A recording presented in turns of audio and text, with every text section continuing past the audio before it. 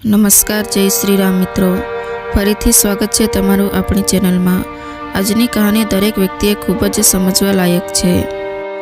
જે ખાડો ખોદે તે જ પડે, તે કહેવતને સાચી સાબિત કરતી આજની કહાની નાના મોટા દરેક વ્યક્તિએ અચૂકથી સાંભળવી જોઈએ.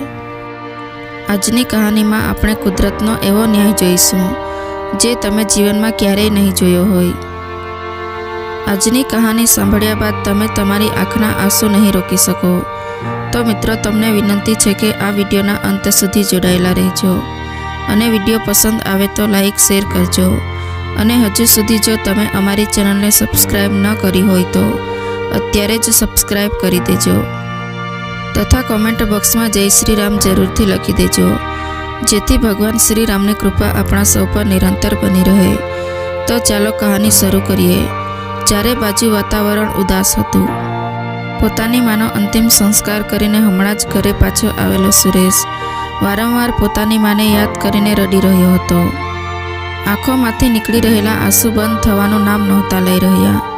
રહી રહીને તેની માનો અવાજ તેના કાનોમાં ગૂંજી રહ્યો હતો અને તે આમ તેમ જોવા લાગતો.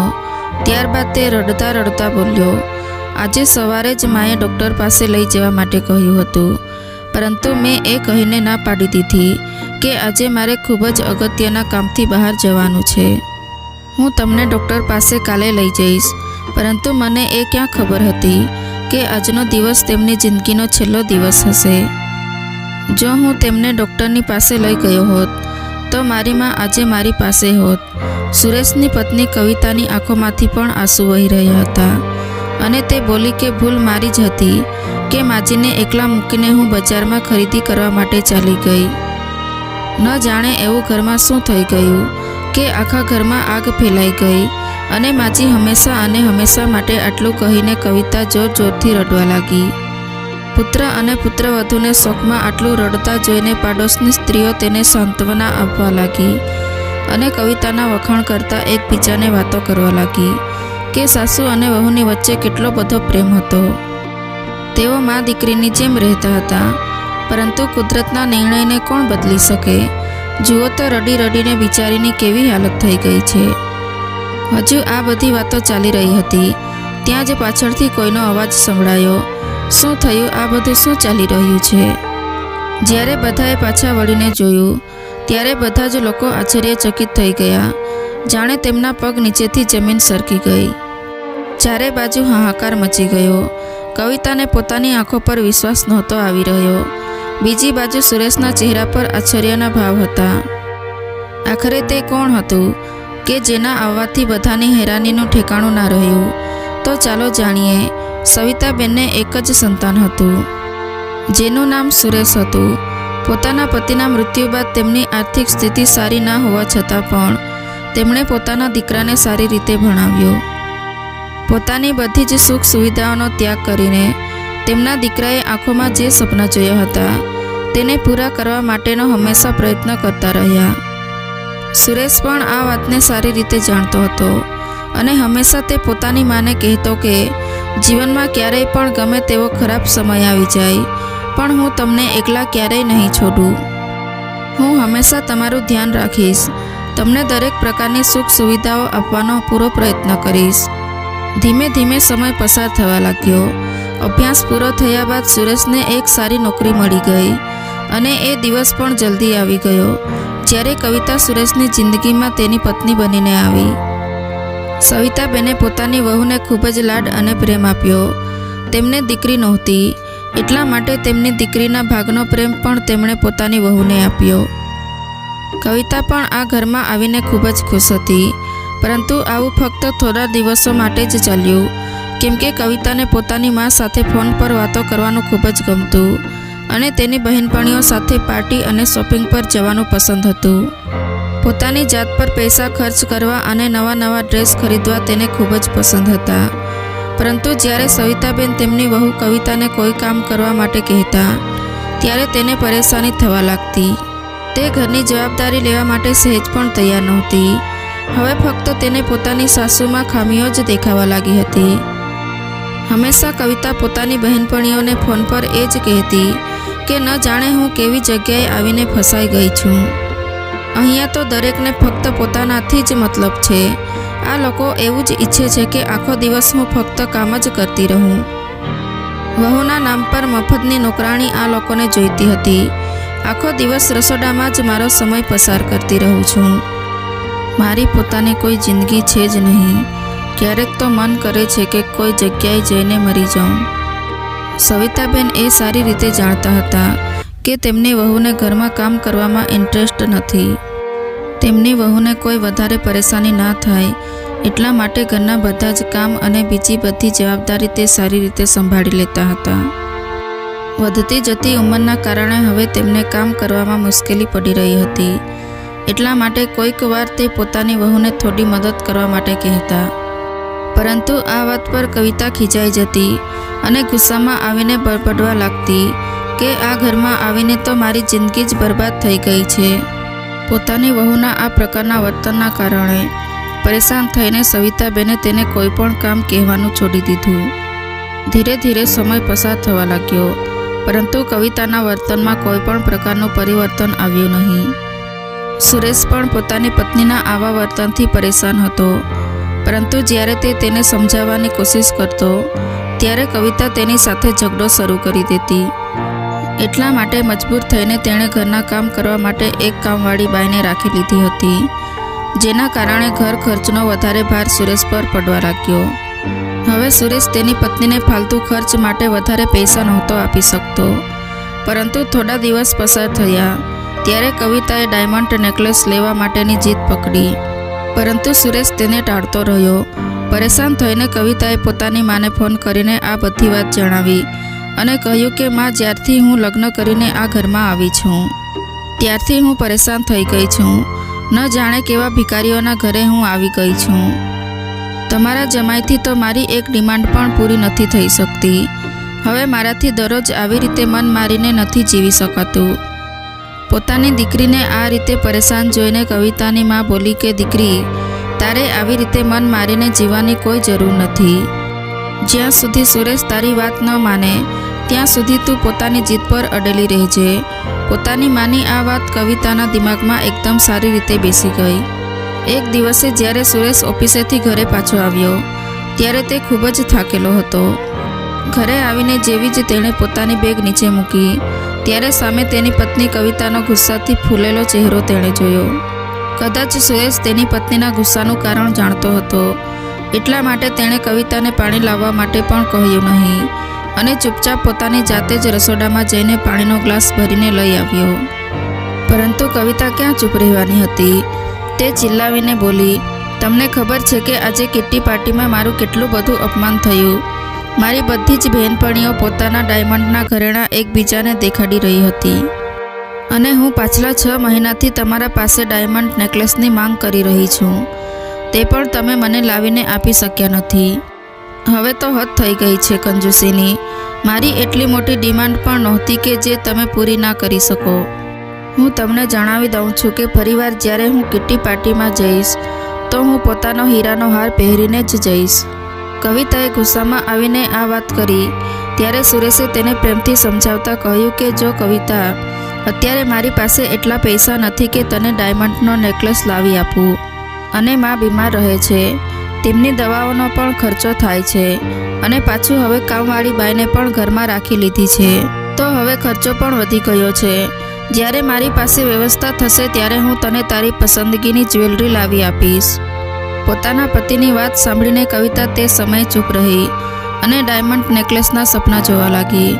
પરંતુ જ્યારે બીજા દિવસે સુરેશ ઓફિસેથી ઘરે આવ્યો ત્યારે તેનું મોં ઉદાસ હતું. હકીકતમાં પાછળના 2 મહિનાથી તેનો ટાર્ગેટ પૂરો ન થવાના કારણે તેના બોસે તેને સારો એવો ઠપકો આપ્યો હતો અને પોતાના જુનિયરની સામે પોતાનું અપમાન થતું જોઈને સુરેશથી સહન ના થયું અને તેનો પોતાના બોસ સાથે ઝઘડો થઈ ગયો, જેના કારણે તેને કંપનીમાંથી કાઢી મૂકવામાં આવ્યો. સુરેશને ઉદાસ જોઈને સવિતાબેને તેને પોતાની પાસે બેસાડ્યો અને તેને પૂછવા લાગી કે શું થયું બેટા, તું આટલો બધો પરેશાન કેમ છે? ત્યારે સુરેશે જણાવ્યું કે તેને કંપનીમાંથી કાઢી મૂકવામાં આવ્યો છે. પછી તે બોલ્યો કે માં, પાછલા ઘણા મહિનાથી આપણા ઘરનો માહોલ જ એવો ચાલી રહ્યો હતો કે જેના કારણે હું મારા કામમાં પૂરતું ધ્યાન ન આપી શક્યો અને મારું ટાર્ગેટ હું પૂરું ના કરી શક્યો.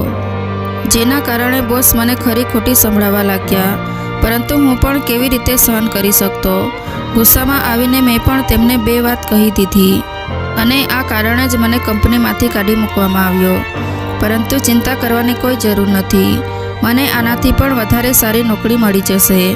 આવું કહીને સુરેશ ઉદાસ થઈને પોતાની રૂમમાં ચાલ્યો ગયો. સવિતાબેન વિચારોમાં ખોવાઈ ગયા કે હવે ઘરનો ખર્ચો કેવી રીતે નીકળશે, કેમ કે સુરેશની પાસે કોઈ બચતના પૈસા પણ નહોતા.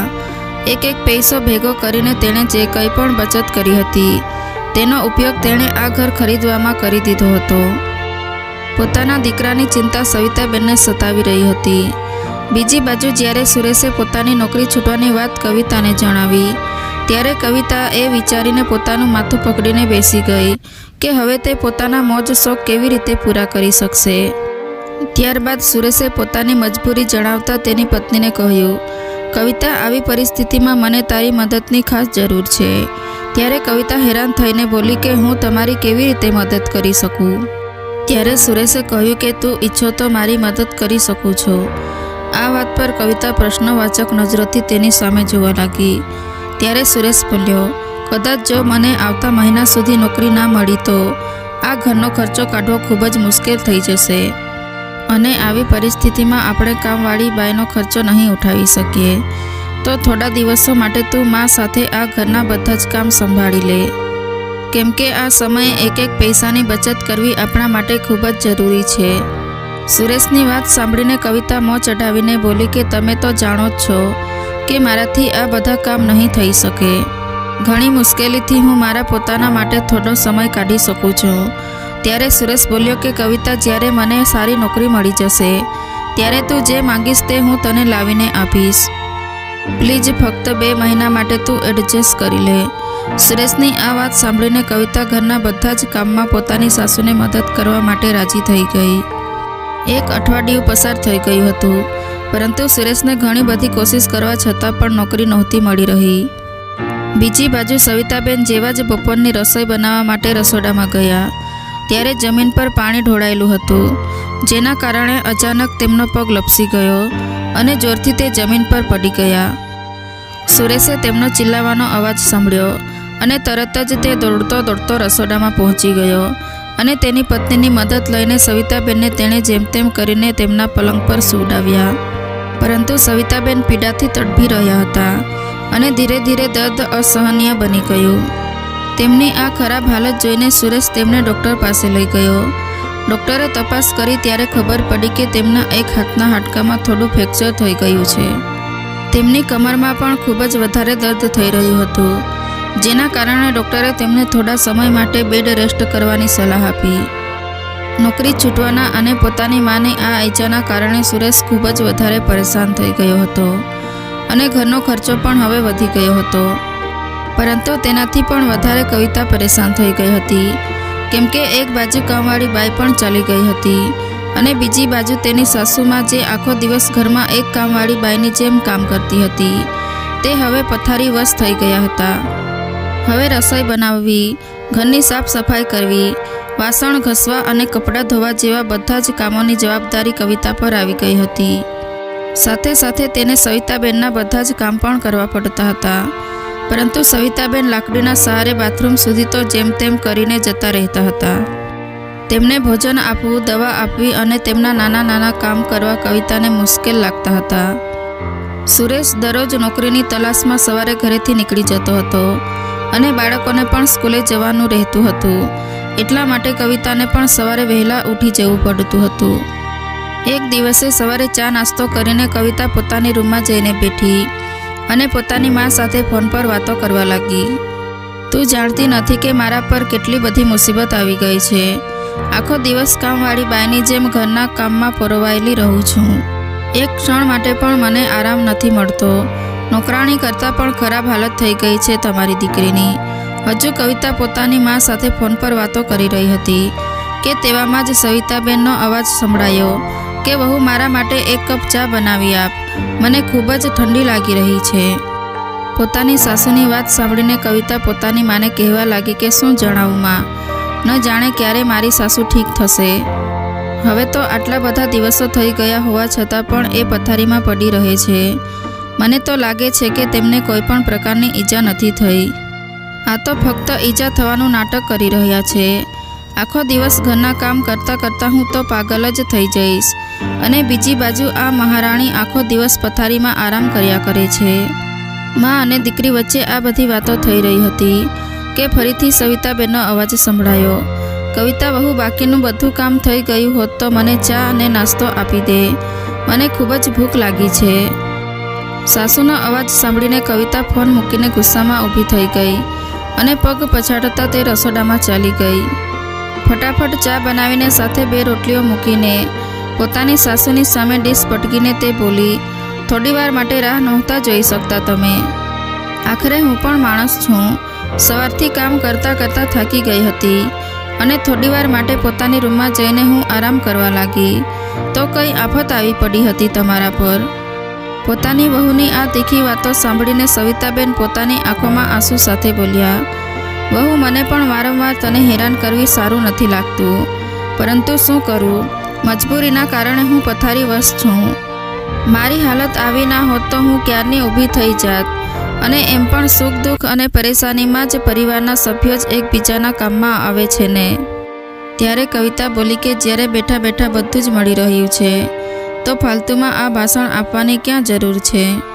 થોડી વારમાં કવિતાના ફોનની રિંગ ફરીથી વાગી. ફરીથી તેની માનો ફોન આવ્યો હતો. દીકરી કવિતા, તારી હાલત જોઈને તો મને ખૂબ જ ચિંતા થઈ રહી છે. કેટલી બધી પરેશાની ભોગવવી પડી રહી છે મારી દીકરીને. ત્યારે કવિતા બોલી, શું કરું માં? એક બાજુ પૈસાની તંગી છે અને બીજી બાજુ આખો દિવસ હું આ મહારાણીના નખરા સહન કરતી રહું છું. સમજમાં નથી આવી રહ્યું કે કેવી રીતે હું મારી સાસુથી છુટકારો મેળવું. જો હું તેમને વૃદ્ધાશ્રમમાં મોકલવાની વાત કરીશ તો તમારા જમાઈ ક્યારે પણ આ માટે રાજી નહીં થાય. તમે જ જણાવો કે હવે આ સમસ્યાનું શું સમાધાન હોઈ શકે? નિરાશાભર્યા અવાજમાં કવિતાએ કહ્યું. ત્યારે તેની મા બોલી કે દીકરી, ચિંતા ના કરીશ, મારી પાસે આ સમસ્યાનું સમાધાન છે.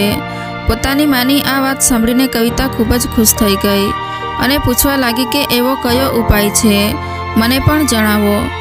ત્યારે તેની મા બોલી કે મારી પાસે એક ઉપાય છે જેનાથી તારી બધી જ મુશ્કેલીઓ દૂર થઈ જશે, જેનાથી એક જ તીરથી 2 નિશાન લાગશે. શું મતલબ માં? હું સમજી નહીં, કવિતાએ પૂછ્યું. ત્યારે તેની માએ કહ્યું, દીકરી, જો તું પોતાની સાસુથી છુટકારો મેળવવા માંગે છે તો તેમને પોતાના રસ્તામાંથી હટાવી કેમ નથી દેતી? તારી બધી જ મુશ્કેલીઓ દૂર થઈ જશે. ના તારે રોજ રોજની આ પરેશાની વેઠવી પડશે અને ના તેમની દવાઓનો ખર્ચો પણ ઉઠાવવો પડશે. અને ઉપરથી સાસુમાના વીમાના પૈસા મળશે એ અલગ.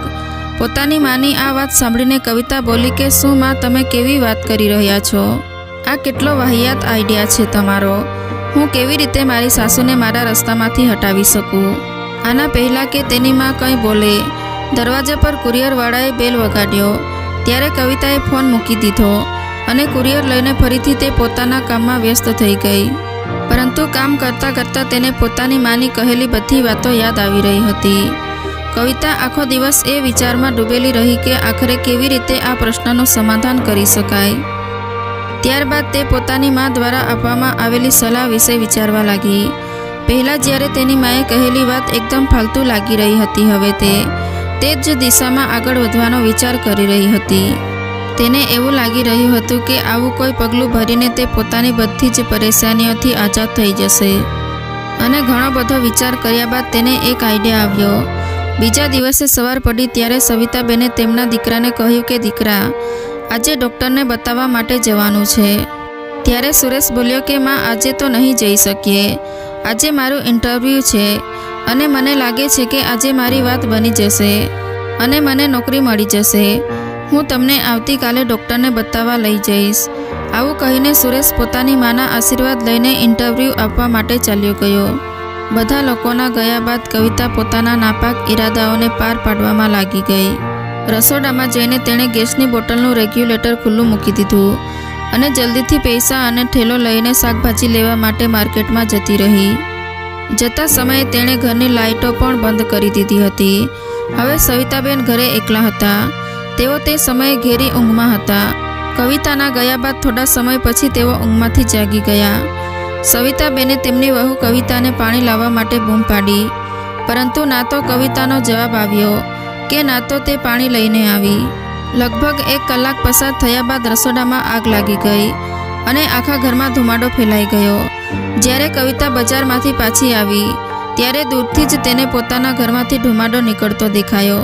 ધુમાડાને જોઈને તે વિચારવા લાગી, આજે તો કિસ્મત મારા પર ખૂબ જ મહેરબાન થઈ ગઈ છે. આજે મારી બધી જ મુશ્કેલીઓ પોતાની જાતે જ ખતમ થઈ જશે. હવે મારે સાસુમાની રોજની ખટપટ પણ સાંભળવી નહીં પડે અને આખો દિવસભર કામ પણ નહીં કરવું પડે અને અલગથી મને વીમાના 10 લાખ રૂપિયા પણ મળી જશે. પરંતુ તેણે આ ખુશી પોતાના ચહેરા પર આવવા દીધી નહીં. પોતાના ઘર તરફ દોડતા તેણે જોરથી ચિલ્લાવવાનું શરૂ કરી દીધું. થોડી જ વારમાં આસપાસના લોકો ભેગા થઈ ગયા અને કવિતા જોરથી રડવા લાગી અને તે એવો ઢોંગ કરવા લાગી કે જાણે તેને પોતાની સાસુની ખૂબ જ ચિંતા હોય. આવું નાટક કરીને તે પોતાના ઘર તરફ દોડવા લાગી. ત્યારે ત્યાં ભેગા થયેલા લોકોએ તેને અંદર જતા રોકી લીધી.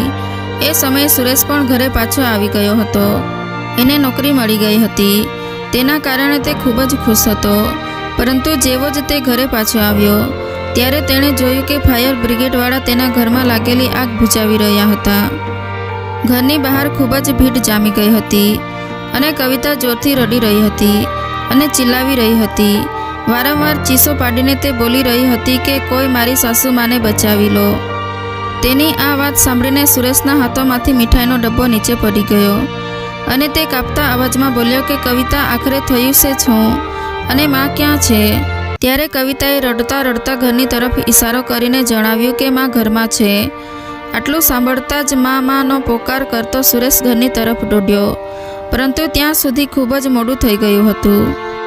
ઘરમાં લાગેલી આગ હવે ઓલવાઈ ગઈ હતી. જ્યારે બધા લોકો અંદર ગયા તો ત્યાં એક વૃદ્ધ મહિલાની લાશ પડી હતી, જે ખૂબ જ ખરાબ રીતે આગમાં સળગી ચૂકી હતી. આ બધું જોઈને સુરેશના દુઃખનું ઠેકાણું ના રહ્યું. માં કહીને ચિલ્લાવતો સુરેશ ખૂબ જ જોરથી રડવા લાગ્યો અને બીજી બાજુ કવિતા પણ એવી રીતે ચિલ્લાવી રહી હતી જાણે તેની આખી દુનિયા લૂંટાઈ ગઈ હોય. બધા સગા સંબંધીઓને જાણ કરી દેવામાં આવી અને લગભગ 2 કલાક બાદ સવિતાબેનના અંતિમ સંસ્કાર પણ થઈ ગયા. અંતિમ સંસ્કાર કર્યા બાદ બધા લોકો ઘરે પહોંચી ગયા. રસોડામાંથી આગ ફેલાવાના કારણે ઘર અને હોલને ખરાબ રીતે નુકસાન થઈ ગયું હતું, જ્યારે બાકી રહેલી રૂમમાં કંઈ ખાસ નુકસાન નહોતું થયું. સુરેશ ક્યારેક પોતાની માને યાદ કરતો તો ક્યારેક તે પોતાના ઘર તરફ જોતો, જેમાં પોતાની મા સાથેની તેની ઘણી બધી યાદો જોડાયેલી હતી. બીજી બાજુ રડવાનો ઢોંગ કરતી કવિતા એ વિચારીને પરેશાન હતી કે આખરે તેની મા હજુ સુધી અહીં પહોંચી કેમ નથી. બીજી બાજુ સુરેશ પોતાની માના જવાના શોકમાં લગાતાર રડી રહ્યો હતો. ત્યારે કવિતા પણ રડીને પોતાનું દુઃખ પ્રગટ કરી રહી હતી. પાડોશની મહિલાઓ ક્યારેક ગળે લગાવીને કવિતાને સહારો આપતી હતી તો ક્યારેક વાતોથી તેને સાંત્વના આપતી હતી. કવિતાની આંખોમાંથી મગરમચ્છના આંસુ વહી રહ્યા હતા. ત્યારે જ અચાનક દરવાજામાંથી કોઈ અંદર આવ્યું અને અવાજ આવ્યો કે શું થયું, આ બધું શું ચાલી રહ્યું છે? અને આ અવાજ સાંભળીને બધા જ લોકો પાછું વળીને જોવા લાગ્યા, પરંતુ જેણે પણ જોયું તો તે જોતા જ રહી ગયા. અચાનક બધા જ લોકોમાં હાહાકાર મચી ગયો. જેવું જ સુરેશે પાછું વળીને જોયું તો તેની હેરાનીનું ઠેકાણું ના રહ્યું. તેના ચહેરા પર આશ્ચર્ય અને ખુશીના મિશ્ર ભાવ હતા, કેમ કે ત્યાં બીજું કોઈ નહીં પરંતુ સ્વયં સવિતાબેન ઊભા હતા. તેમને જોતા જ સુરેશ જોરથી ચિલ્લાયો માં, અને દોડીને તે પોતાની માને ગળે વળગી પડ્યો. સવિતાબેનને પોતાની સામે જોઈને તેમની વહુ કવિતાની આંખો ફાટી ગઈ. એ તો લગભગ ચક્કર ખાઈને પડવા જઈ રહી હતી. તેને એ સમજમાં નહોતું આવી રહ્યું કે આખરે આ કેવી રીતે સંભવ બન્યું. જે માનો હમણાં જ અંતિમ સંસ્કાર કરીને તેઓ ઘરે પાછા આવ્યા હતા, તેમાં આખરે તેમની સામે સહી સલામત જીવતી જાગતી કેવી રીતે ઊભી છે. અને જો સવિતાબેન અહીં ઊભા છે તો જે મહિલાનો તેમણે અંતિમ સંસ્કાર કર્યો તે મહિલા કોણ હતી? આ બધા માટે એક ખૂબ જ મોટો કોયડો બની ગયો હતો, જેનો જવાબ જાણવો બધા માટે ખૂબ જ જરૂરી હતો. હકીકતમાં એવું બન્યું હતું કે જ્યારે કવિતા રેગ્યુલેટર ખુલ્લું રાખીને બજારમાં જવા નીકળી ગઈ હતી, તેના તરત જ 2 મિનિટ પછી દરવાજાની ઘંટડી વાગી. ત્યાં સુધી ગેસ આખા ઘરમાં નહોતો ફેલાયો અને જેવા સવિતાબેન ઊભા થઈને દરવાજા તરફ ગયા અને લાઇટ્સ ચાલુ કરીને દરવાજો ખોલ્યો, ત્યારે તેમણે કાંઈ પણ ખાધું પીધું ન હોવાને કારણે કમજોરીથી તેઓ ચક્કર ખાઈને નીચે પડી ગયા. સવિતાબેનની ખૂબ જ નજીકની બહેનપણી શંકુતલા તેમનો હાલચાલ પૂછવા માટે તેમના દીકરા સાથે તેમના ઘરે આવી હતી. ત્યારે તેમની બહેનપણીએ તેમને આવી હાલતમાં જોયા. ત્યારે તે અને તેનો દીકરો પોતાની કારમાં તેમને બેસાડીને હોસ્પિટલ લઈ ગયા. બીજી બાજુ કવિતાની માં ફક્ત એટલું જ ઈચ્છતી હતી કે કવિતાને તેની સાસુ નામની ઝંઝટથી જલ્દી જ મુક્તિ મળી જાય. એટલા માટે સવિતાબેનને કવિતાની જિંદગીમાંથી હંમેશા ને હંમેશા માટે કાઢવાનો પ્લાન બનાવવા માટે તે કવિતાના ઘરે આવી ગયા. જેવા જ તે ઘરમાં આવ્યા ત્યારે ચારે બાજુ અંધારું હતું. પોતાની દીકરીને બૂમ પાડી પરંતુ કોઈ જવાબ આવ્યો નહીં. જેવી જ તેમણે લાઇટ ચાલુ કરી તો સ્વિચના સ્પાયરિંગના કારણે ઘરમાં ફેલાઈ ગયેલા ગેસે આગ પકડી લીધી. તરત જ આગે આખા રસોડા અને હોલને ઘેરી લીધું.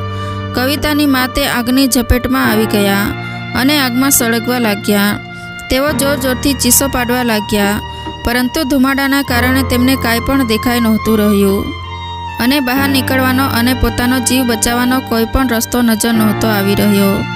ત્યારે બીજી બાજુ સવિતાબેનને સમય પર ભોજન ન મળવાના કારણે ઘણી બધી કમજોરી આવી ગઈ હતી. તેથી ડૉક્ટરે તેમને ગ્લુકોઝની બોટલ ચઢાવી હતી, જેના કારણે ઘરે આવવામાં તેમને મોડું થઈ ગયું. બજારમાંથી પાછી આવેલી કવિતાએ જ્યારે ઘરમાંથી ધુમાડો નીકળતા જોયો ત્યારે તે એ વિચારીને ખુશ થઈ રહી હતી કે આખરે તેણે પોતાના રસ્તાના પથ્થરને હટાવી દીધો. પરંતુ તેને ખબર નહોતી કે તે ઘરમાં તેની સાસુ નહીં પરંતુ તેની માં જ જીવતા સળગી ગઈ હતી. તે મનમાં ને મનમાં ખુશ થઈ રહી હતી કે તેના રચેલા ચક્રવ્યૂહના કારણે તેને હંમેશા માટે પોતાની સાસુથી છુટકારો મળી જશે. પરંતુ આજે જ્યારે અંતિમ સંસ્કાર બાદ તેણે પોતાની સાસુને પોતાની સામે ઊભેલા જોયા તો તેની આંખો ફાટી ગઈ. બીજી બાજુ સવિતાબેન પણ એ સમજવામાં અસમર્થ હતા કે આખરે તેમના ઘરમાં આ બધું શું થઈ રહ્યું છે. જ્યારે તેમણે જણાવ્યું કે તે કમજોરીના કારણે ચક્કર ખાઈને નીચે પડી ગયા હતા અને તે પોતાની બહેનપણીની સાથે ડૉક્ટરને બતાવવા માટે ગયા હતા, ત્યારે બધો મામલો સ્પષ્ટ થઈ ગયો. પરંતુ હજુ સુધી બધાની વચ્ચે એ વાત સ્પષ્ટ નહોતી થઈ કે આખરે મૃત્યુ કોનું થયું છે. પોલીસને બોલાવવામાં આવી અને બધા સીસીટીવી કેમેરાને ચેક કરવામાં આવ્યા. ત્યારે ખબર પડી કે સવિતાબેનના ઘરેથી ગયા બાદ 1 કલાક પછી કવિતાની માં તેમના ઘરે આવી હતી અને જે વૃદ્ધ મહિલાનું મૃત્યુ થયું હતું તે બીજું કોઈ નહીં પરંતુ કવિતાની માં હતી. આ વાત સાંભળીને કવિતાનું હૃદય હચમચી ગયું. તેની હાલત એવી થઈ ગઈ હતી કે કાપવામાં આવે તો લોહી ના નીકળે. આપણે મોટા ભાગે વડીલો પાસેથી સાંભળ્યું છે કે જે બીજા માટે ખાડો ખોદે છે તે પોતે જ ખાડામાં પડી જાય છે. આજે આ વાત સાબિત થઈ. તેને એ વાત પર વિશ્વાસ નહોતો આવી રહ્યો કે જે ઝાડ તે અને તેની માં સવિતાબેન માટે બિછાવવા જઈ રહ્યા હતા તે ઝાડમાં તો તે અને તેની માં સવિતાબેન માટે બિછાવવા જઈ રહ્યા હતા. તે ઝાડમાં તો હકીકતમાં તેની માં ફસાઈ ચૂકી હતી અને આગની અંદર ખૂબ જ ખરાબ રીતે સળગીને તે મરી ચૂકી હતી. પોતાના હાથોથી જ તેણે પોતાની માની જિંદગી ખતમ કરી દીધી હતી. કુદરતનો ન્યાય થઈ ચૂક્યો હતો અને કવિતા આ ન્યાયને જોઈને સ્તબ્ધ હતી. બનાવટી આંસુ હવે વાસ્તવિક આંસુઓમાં પરિવર્તિત થઈ ચૂક્યા હતા. કવિતા પર તો જાણે દુઃખોનો પહાડ તૂટી પડ્યો. આ બધું કેવી રીતે થઈ ગયું? માં, તમે પાછા આવી જાઓ. તમે આ રીતે મને છોડીને નહીં જઈ શકો. આવા સમયમાં સવિતાબેને તેમને સહારો આપી રહ્યા હતા, જેના માટે તેમણે આટલી મોટી સાજિશ રચી હતી. તે જ સાસુમાં તેને અત્યારે સંભાળી રહ્યા હતા. તેના મસ્તકને પોતાના ખભાનો સહારો આપીને તેને હિંમત આપી રહ્યા હતા. પોતાની સાસુનો આ પ્રેમ જોઈને તેનું અંતર્મન આજે તેને ધિક્કારી રહ્યું હતું. એ શર્મિંદા તો હતી, પરંતુ આ મહેસૂસ કરવામાં તેણે કદાચ ઘણું બધું મોડું કરી દીધું હતું.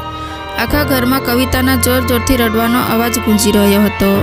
પરંતુ આ બધું તેના કરેલા કર્મોનું જ ફળ હતું, જે કુદરતે તેને આપ્યું હતું. તો મિત્રો, આજની કહાની તમને કેવી લાગી તે કમેન્ટ કરીને જરૂર જણાવજો. અને વિડીયો પસંદ આવ્યો હોય તો લાઈક અને શેર કરજો.